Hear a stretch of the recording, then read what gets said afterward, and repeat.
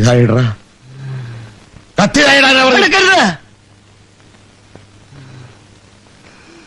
മോനെ കത്തി താഴെയിടാ. നിന്റെ അച്ഛനാണാ പറയുന്നത് കത്തി താഴെയിടാ.